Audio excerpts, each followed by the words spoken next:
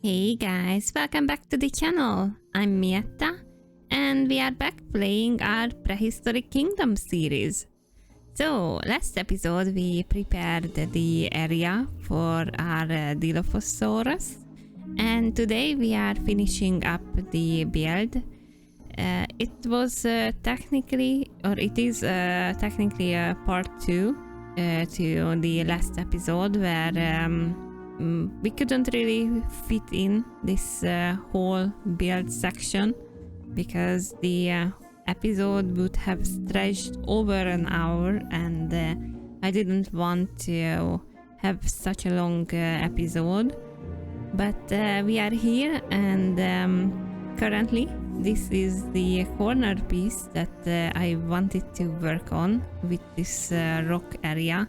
At this point, I had no idea how I wanted my Dilo habitat to look like. I wanted the rocky section, but the full idea was not at all close to my mind. The initial idea for the habitat was a struggle, big struggle. But after I kind of stepped back and took a moment to get inspiration and keep my mind off of building and just I watched a few series and stuff like that. And when I came back, this is what I came up with. And the end result I'm really happy with, and the progress of the build been a struggle, but it's also been so much fun, and I'm really proud of this. I really wanted to add some details around the place, some foliage, and I will have to come back and add more. There's never enough details, but my focus was mainly on the habitat. And at this point, when I built this corner piece, I was really struggling. And then after we started to build, actually this building right now, in the speed build, it just all came together. The inspiration came and it went so good, and I'm happy with really how the whole piece came to. This build definitely gives me also inspiration to go back and change some of the other deserty buildings that I already placed down, and add some details that I kind of learned how to use, and we will see how that will turn out. I will probably do that between episodes because it's a lot of tiny works just detailing. But soon we are going to make a tour in the zoo, so you guys can see what I changed, and I will probably try to point it out, and you will look around how the place looks so far. I just have to add a few things around the place, and maybe some creatures that I want to extend the zoo with before we are making a bigger tour of these pillars that I'm clumsily placing around. Is something I'm thinking highly to place around the place, back at the other buildings which we do have. I don't even know what creatures I put those in, but maybe also we can do some pillars and make everything in the deserty areas look a bit more put together, and yeah, there's so much I keep on learning, and we'll I guess go back and tear apart a few things I don't like in the other buildings, but that's fine. And this is how we are progressing into a beautiful zoo, hopefully. At least I'm very proud how far we came, and I definitely never kept up with zoo building games this long. So I'm really happy. Where I used to have a bit of a worry about building games like Prehistoric Kingdom, that if I did that, eventually most of my builds would kind of look the same, and I would not be really able to come up with new ideas. But so far I'm really enjoying the progress of it, and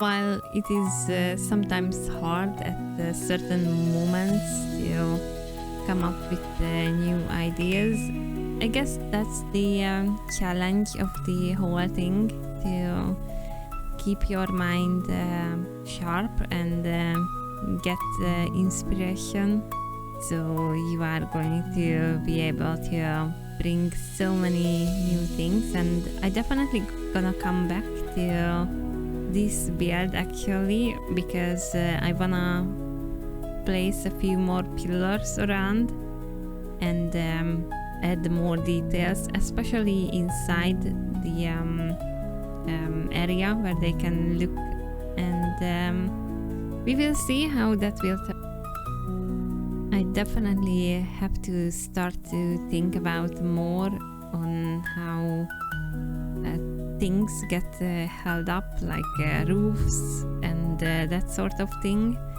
But I hope that will come naturally eventually, when we are really getting better at building. I wanted to add more details around the place, just tiny ones, to make it more interesting to the eye. And I feel like this little trim kind of decoration fit really well with this build. And was thinking, okay, what else should I put down? Maybe we could put some pots around the place, and yeah, I will definitely have to come back and place more decor around, but that's not really an issue. I can do that off camera with some music playing in the background for me, or watching some sort of series. I've been kinda rewatching Rebels from Star Wars. I'm a big fan of Star Wars, and yeah, it's just a bit of a comfort show, which I like to go back sometimes when I feel, I don't know, nostalgic. Sadly, these days I do have less time for doing a bunch of marathons and fangirling on new series, or just sit down and watch some anime, maybe. I used to do that a lot, but times change, I guess, when you are busy with work and life, and just in general, I guess, for me specifically, doing this whole YouTube channel and gaming a lot is taking away a lot of time. But it's so nice to sometimes sit down and remember all the good old times when I actually waited for the new episodes. Definitely one of my favorite character is Kenantiarus, and my top favorite is Ahsoka Tano, obviously. She's the best, and it's always bringing back so many nice memories of those years when I've been so deep in fandom and fangirling. Sometimes I kinda wish we would have the option to go back and forget watching or playing a game and just do it for the first time again, because those times are the best when you are still feeling a bit unsure or unknown about the whole story, and for games the experience I do miss a lot, not knowing bunch of things about Ark and just day one playing. Those are the sweetest memories, and but that's I guess wishful thinking. We kinda get to have nostalgic moments like that now. But what are some of the games and maybe series that you guys feel about nostalgic or really wish you could watch or play it again? I'm interested to hear it. For me, definitely some of the Star Wars shows, the Clone Wars, Rebels, and Ark is definitely something I wish I could play it without all the experience again. And maybe Terraria. Yeah, I love that game too. But anyway, let's focus back on our build actually. So I tear apart kinda the wall that I initially put down, and the mini lake I deleted, and we just started again, because this is after the inspiration. I started placing down some rocks and tried to figure out a nice color for it, which could match closer to the rock that we originally placed. It's been a bit of a struggle, but in the end I found one which is sort of close, and I just decided to go with it. It's fine, I can work with it, and yeah, we started to place down the rocks around the place. I wanted for the Dilos to have sort of a jungle of rocks around, and make the area a bit more interesting from the... And I didn't want to go with the habitat walls that we have options to build around, so I picked these basalt rock formations, I guess, and started to place them around the area that I wanted them, and I knew I wanted some water beside them, make it a bit more interesting and sort of a border. And I really hope that our Dilos can't escape, but that I guess we are going to see. And well, I don't know, some of my dinos definitely do know how to escape the place. I've been keep on finding dinos out of their habitat, which maybe I built some of them wrong. Maybe it's the game's moment, I have no idea, but that's what we are going to deal with until it's sorted by the devs, or I just learn how to do more properly. these walls, but definitely a bit more interesting looking habitats came out if we are not using the basic walls we have as options. The null barrier definitely is my favorite tool to work around the place, and it gives me some creative ideas how to make the place work. I decided to sort of just copy from the main building we have for the Dilos, and I will go back in the end actually and lower the whole glass thing, because I noticed when I went around later that they were too high up, so our guests could not see outside from the height, but it's fine, it's all sorted out.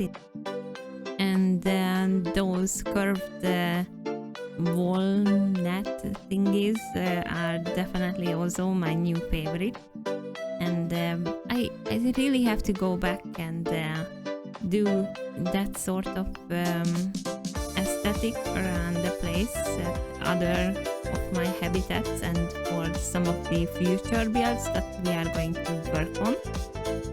It just gives that much more detail to the whole place, and I'm in love with it for it. So yeah, that's something I guess we learned in this episode.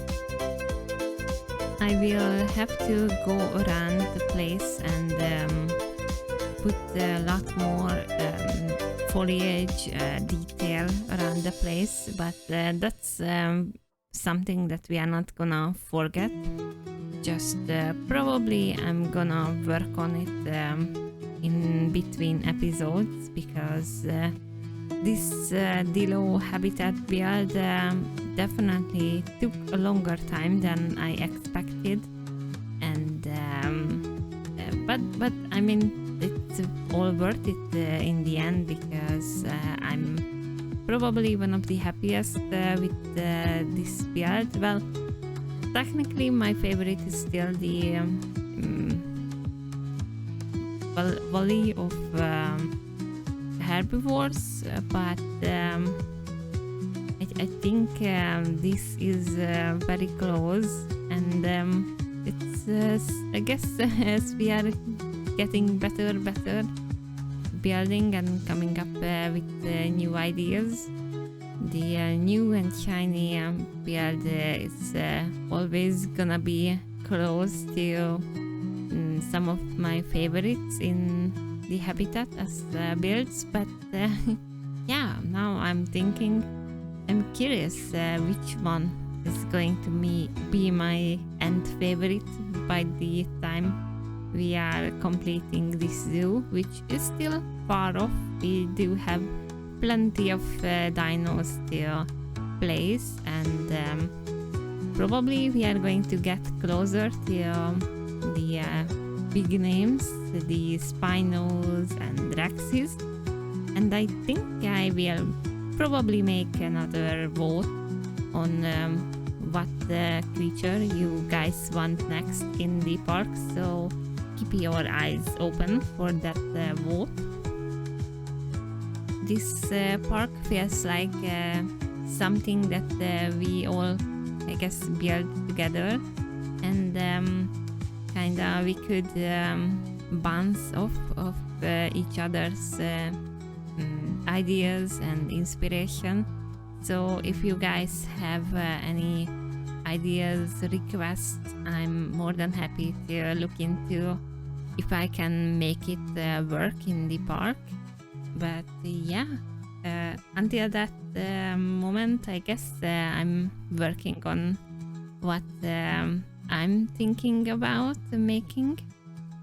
This area where we put the river and now all these rocks became definitely one of my favorite parts in this whole enclosure. And yeah, I guess rock work is always one of my favorites in this park, and it's kind of putting many things together nicely, and yeah, it's so fun to work on it, and I really wanted a bit more area where on one side maybe the Dilos could get some water, and our guests have options to see them a bit more closer if they are walking up to the wall. And on the other side we are going to have some feeding area for them, so yeah, all the time they can kind of go around. And here I just decided to put down more rocks to kind of make the Dilos also wander around between these rocks and not get technically said lost in this whole place. I did not want them to just stick to the middle, so our guests can hardly see them from any angle because they are kind of far and just hanging around in the middle. So that was something that these rocks could help me with by, blocking the area. The desert biome is something which I always found the hardest to decorate around, but now I think it became one of my favorites to do so. But yeah, I think I ranted quite enough for a lifetime about how I try to put this whole habitat together. I might let you guys enjoy the rest of the speed build and just come back in the end and with the final thoughts about the build.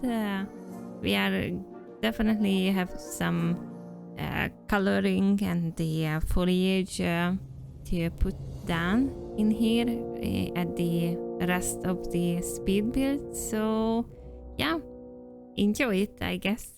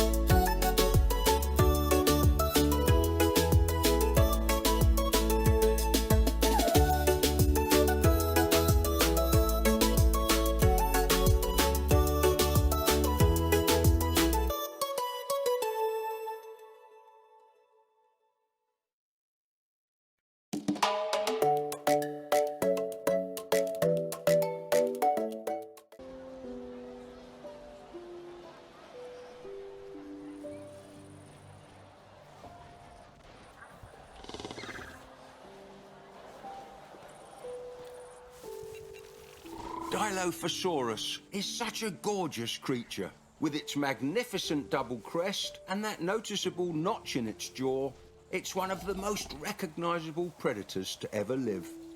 I'll never understand the guests who think it isn't cool enough as it is. Fancy frills and baubles would only take away from such a beautiful but deadly creature. You are right, Nigel. Dilos are definitely really beautiful creatures. And this is how the habitat in the end turned out. What do you guys think? Do you like it? It's a lot more green, but technically we do have a bunch of water around, and I think it could be a mini like oasis kind of deal for them. But yeah, I'm in love, and I don't know if I can say it about my own beard, but I'm really happy. Some paleontologists think the grasping claws and shape of its jaws made it well suited to hunting fish. Others argue that it was built for more terrestrial prey. In my experience, the distinction between surf and turf doesn't matter. They'll eat anything they can get their hands on. Yeah, let's probably not get too close to them. I think I will let you guys have a few more peaceful shots with these beautiful dilos, and I will show around the build that we had in the end. So yeah, catch you in the very end.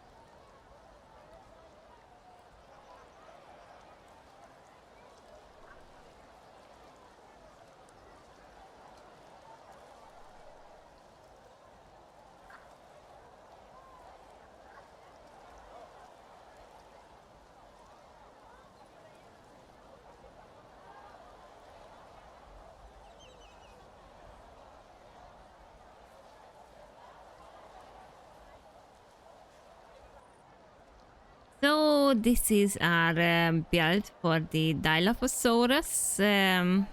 I'm really happy with how we made it work in the end. A lot better than what it started as. So I'm curious, what do you guys think about it? And yeah, thank you for hanging out with me. See you in the next one. Bye bye.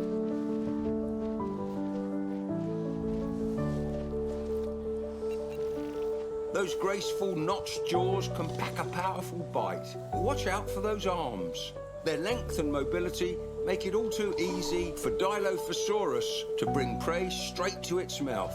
So if the teeth don't catch up, its arms just might.